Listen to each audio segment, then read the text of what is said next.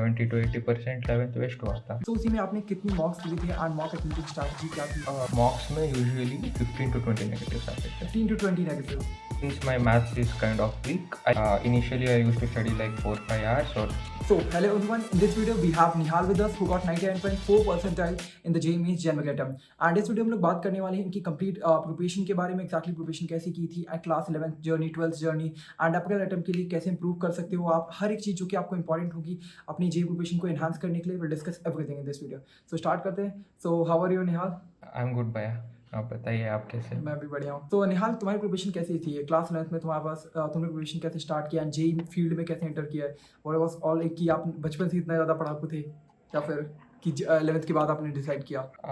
नहीं भैया, बचपन से इतना ज़्यादा पढ़ाकू नहीं था, पर 5th से स्टार्ट किया था। टॉपर ही था स्कूल में, लेकिन वही मोटिवेशन में 11th में आया, कोचिंग ज्वाइन किया। लेकिन after being over confident 11th में आने के बाद पूरा क्वेश्चंस नहीं बन रहे थे और ज़्यादा डिमोटिवेट हुआ था, इसलिए 70 to 80% 11th वेस्ट हुआ था। Sorry if my Hindi is bad, I am a south Indian. हाँ बस। और 12th में भी प्रॉपरली किया और लास्ट 3 मंथ्स की प्रॉपर ग्राइंड की। तो आपने जो प्रिपरेशन थी आपने ऑफलाइन कोचिंग से की थी या फिर ऑनलाइन कोचिंग?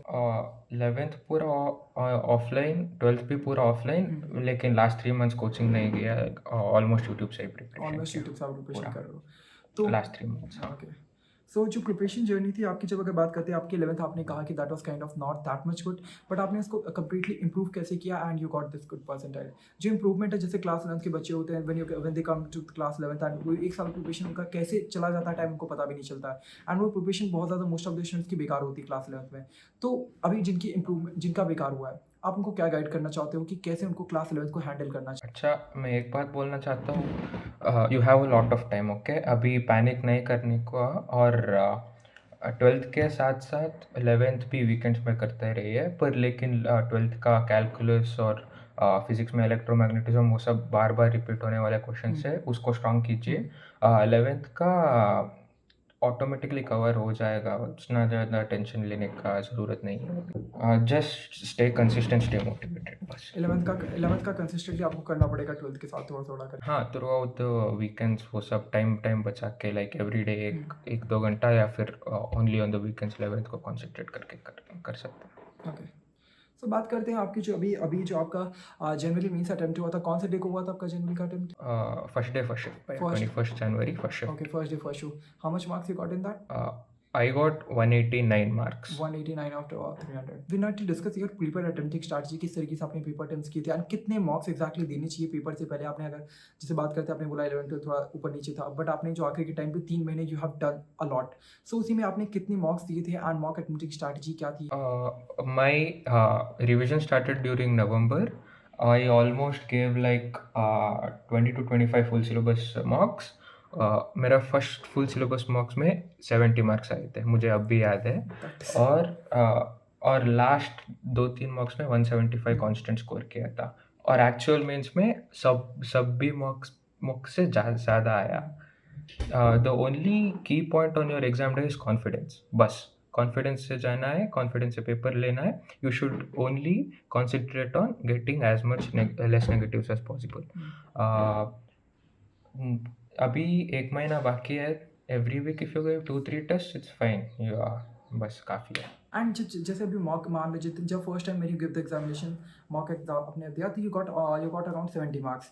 सो बेसिकली अगर कोई बच्चा 2 साल प्रिपरेशन करता है ऑफलाइन कोचिंग के, and after that he got 70 marks, तो काइंड ऑफ वो बहुत ज़्यादा डिमोटिवेटिंग एंड डिप्रेसिंग रहता है, यार इतने कम मार्क्स में नंबर कैसे आ रहे हैं। सो काइंड ऑफ कि एक्जैक्टली उस चीज़ को आपने डील कैसे किया and you increase to the 170 marks, जिसके भी मार्क्स से बहुत कम स्कोर आ रहे हैं, वो कैसे इंक्रीज कर सकता है इतने ज़्यादा नंबर तक? हाँ, अच्छा भैया, I had a senior who is my friend.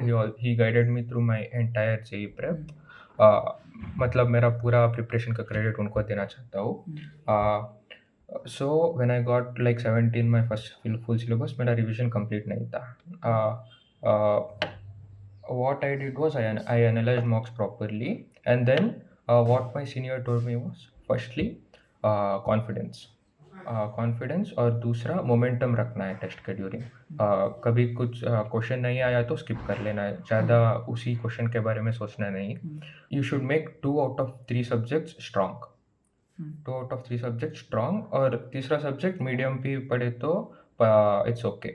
Usually 3 subjects करना है पर 2 सब्जेक्ट स्ट्रॉन्गली करने से 99 परसेंटाइल आ तो आपको टू सब्जेक्ट्स तो स्ट्रॉन्ग रखने पड़ेंगे।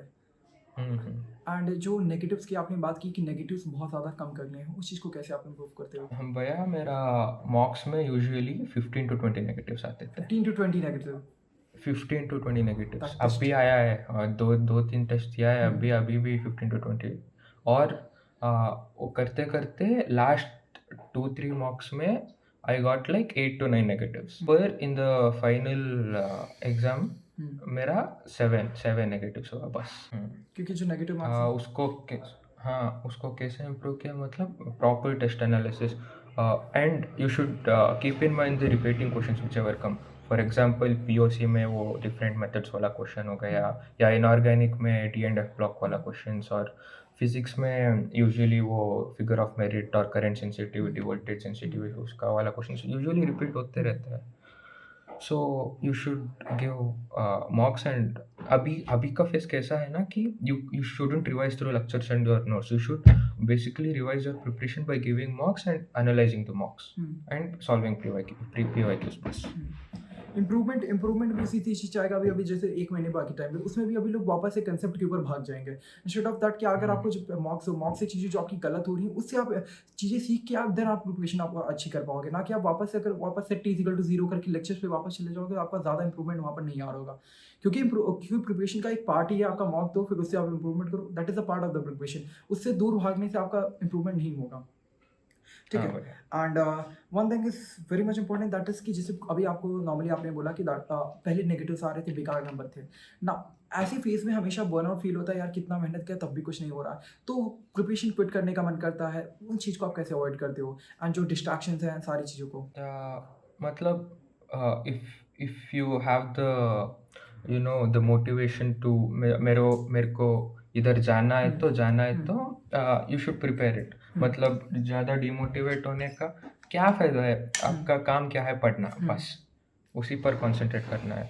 और मेरा स्टार्टिंग में 70s आया, नेक्स्ट टेस्ट में 90 आया, नेक्स्ट टेस्ट में 120 आया और 120-130 में स्टक था। लाइक 4-5 टेस्ट 120-130 में स्टक था, पूरा डिमोटिवेट हो गया। और मेरा सीनियर ने बोला कि you should keep your momentum and not lose your momentum, and उसने कुछ टाइम वाला स्ट्रैटेजी बताया एंड उससे मेरा जंप हुआ 120 से 140-150 तक।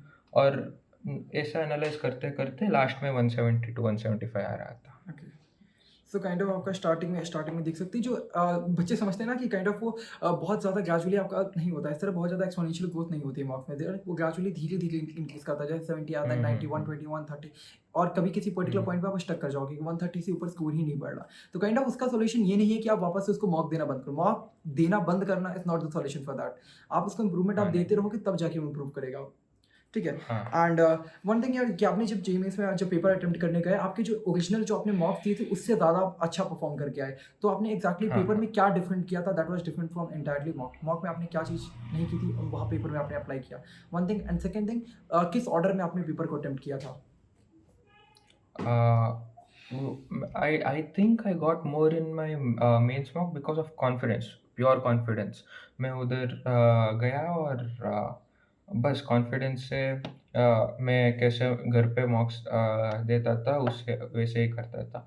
मतलब मेरा घर I made my room as a environment for exam। Whenever I give my exam, मेरा रूम के डोर क्लोज करके सब नॉर्मल एग्जाम एनवायरनमेंट। और मेरा सीनियर बोला था कि there will be slight disturbances, so इधर भी व्हीकल मूव होने का डिस्टर्बेंसेस वो सब I was used to it.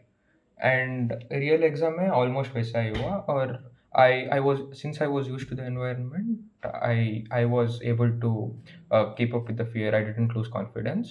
और my main aim was making as many less errors as possible। और मेरा पेपर गिविंग ऑर्डर वो CPM, chemistry physics maths. Chemistry, physics, mathematics. So was there any specific reason over that? Was there क्या भाई? was there any specific reason choosing that and that order only? हाँ, मैंने बोला था कि ना 2 subject should be strong, वो मेरा 2 सब्जेक्ट स्ट्रॉन्ग वाला I would attempt it first, chemistry and physics. I had particular time slots for attempting it, or since my maths is kind of weak, I gave a little more extra time so that I would get more return.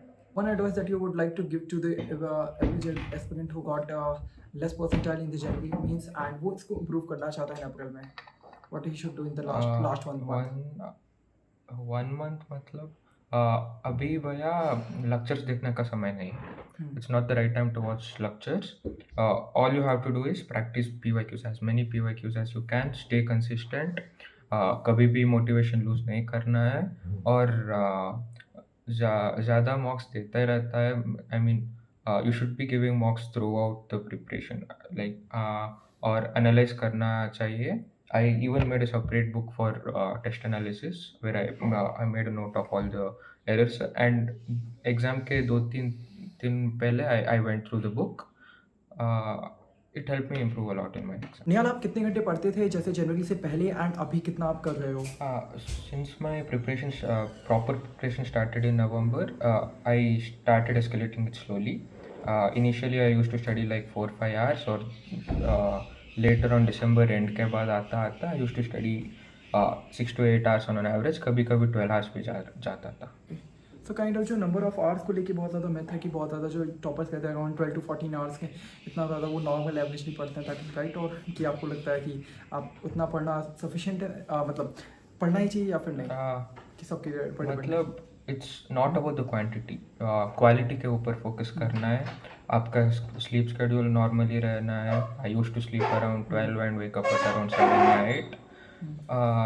बस 6 to 8 hours नींद और proper consistency के साथ हो जाएगा. और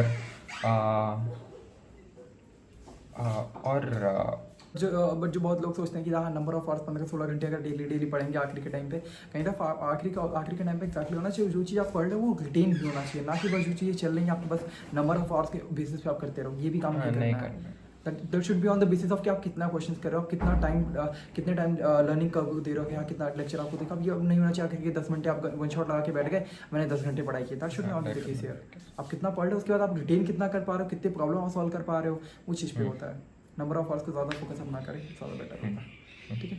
and okay, so congratulation Nihal, and thank you for coming in this podcast. And आपने बहुत ज़्यादा वैल्यूबल इंसाइट्स दी स्टूडेंट्स को.